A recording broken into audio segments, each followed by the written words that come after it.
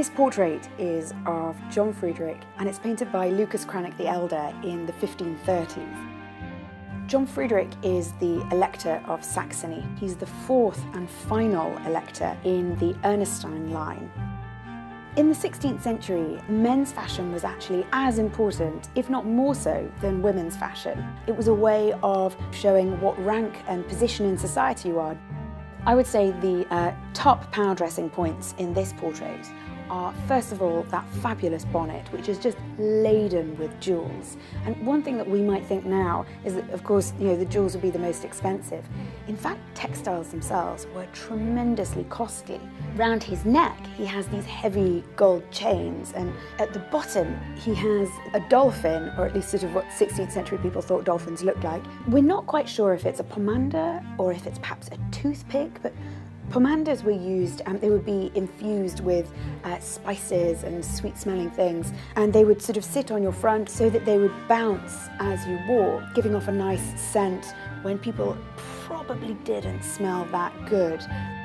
The way that Cranach has set up this portrait, it's cropped quite close in, so his sleeves look very imposing, and that's obviously a deliberate conceit. But in reality, he would have looked like that. The fashion at the time in the 1530s was to have very broad shoulders, a very broad barrel chest. So in sort of showing that physical, imposing presence, he's making a point about how powerful he is.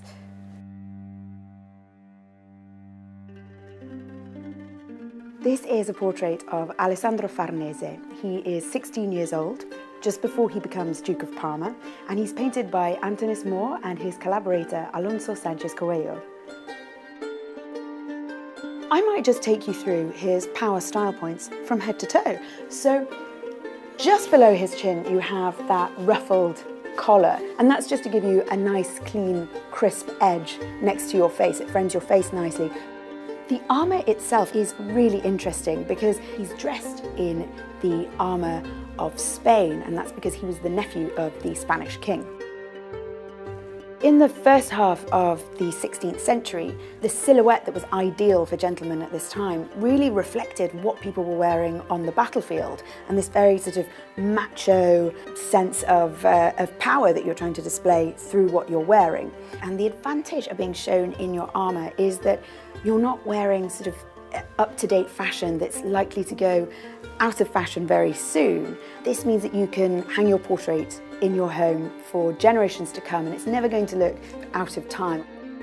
I suppose it's quite funny to the modern eye to think of someone like Alessandro here being macho when he essentially has the legs of a ballerina, but that was in fact the height of fashion, and it was actually really, really masculine. During this period, the idea was to show that you were always on your feet. You would be riding, you would be fencing, you'd be dancing at court. And so it was important to show that you had really good legs. When I look at this picture, the thing that immediately jumps out at me and that I can't not mention is his codpiece.